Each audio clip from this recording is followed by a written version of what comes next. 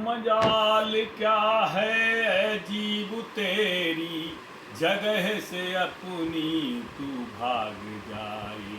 मजाल क्या है अजीब तेरी, जगह से अपनी तू भाग जाए।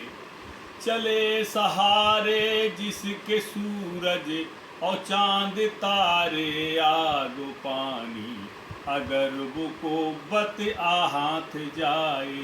मजाल क्या है अजीब तेरी, जगह से अपनी तू भाग जाए। मजाल क्या है अजीब तेरी, जगह से अपनी तू भाग जाए। कि जीव की मजाल नहीं है, जीव की ताकत नहीं है कि वो जगह से अपनी भाग जाए। भागता कब है कि उसके पास वो कुव्वत नहीं होती, वो ताकत नहीं होती। ताकत क्या है कि हमारे शरीर का जो बल है, जो संपूर्ण संसार का रचयिता सर्वशक्तिमान नियंता जो परमात्मा की शक्ति है, परमात्मा की शक्ति है, वही शक्ति मेरे अंदर है। अगर वो शक्ति मेरे हाथ आ जाए, अगर वो शक्ति को हम जान जाएं, उस शक्ति को हम समझ लें, तो वास्तव में मजाल क्या है अजीब तेरी, जगह से अपनी तू भाग जाए। जगह कहाँ पर है? जगह हमारे ऊपर, और रहते कहाँ पे? नीचे। इसलिए संत महापुरुषों ने जो वाणी इशारा किए हैं, उनका एक ही आशय है कि हम अपनी स्थिति में रहने लगें, स्थिति में जीने लगें, हो गए परमानंद। एक समय की बात है कि वेद व्यास जी ने अपने पुत्र सुखदेव को राजा जनक के पास ज्ञान प्राप्त करने के लिए भेजा। सुखदेव महाराज राजा जनक के पास आते हैं और राजा जनक जी राजकाज में व्यस्त थे। इस तरह से सुखदेव जी को जहाँ पर रंगशाला थी, मनोरंजन केंद्र थे, ऐसी कई जगह थी जहाँ पर ठहराया। कुछ समय रहने के बाद सुखदेव जी को ये लगा कि ये राजकाजी व्यक्ति हैं, राजकाजी हैं, इनके पास ज्ञान नहीं है। तो सुखदेव जी राजा जनक जी के पास आते हैं कि हमें जाने की अनुमति दे दें, मैं वहाँ से जाना चाहता हूँ। राजा जनक समझ गए कि सुखदेव के अंदर अश्रद्धा पैदा हो गई। सुखदेव जी समझ गए कि इनके पास ज्ञान नहीं है, इसलिए सुखदेव जी के अंदर अश्रद्धा पैदा हो गई।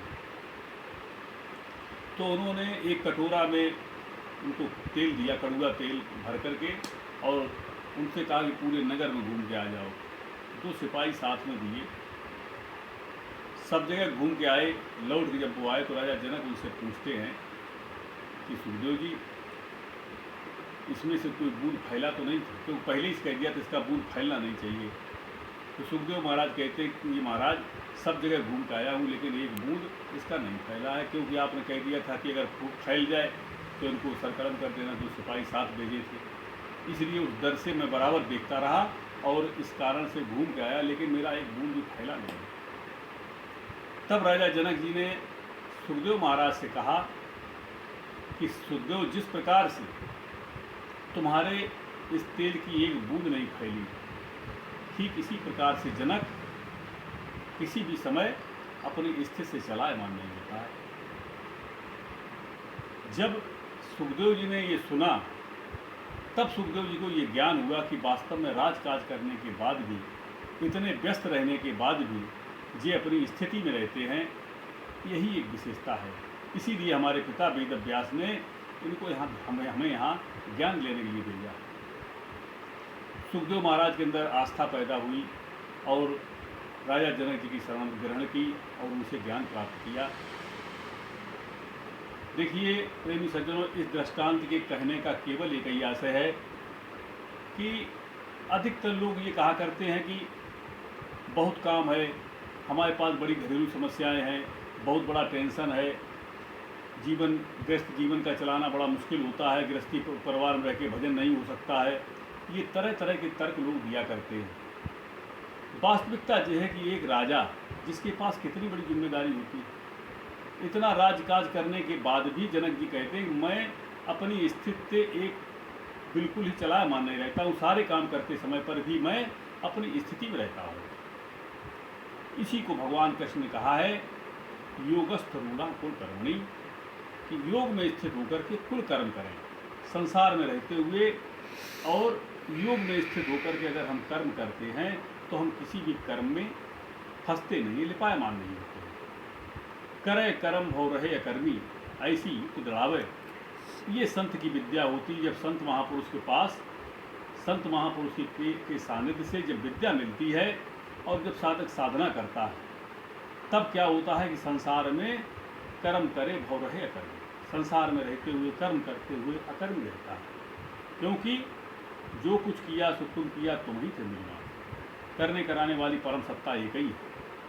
जो इस रहस्य को जान जाता है, वास्तव में यही यथार्थ ज्ञान है कि जो इस शरीर में स्थित अपनी जीवनी शक्ति को जान जाता है, वो सर्वशक्तिमान नियंता को जान जाता है।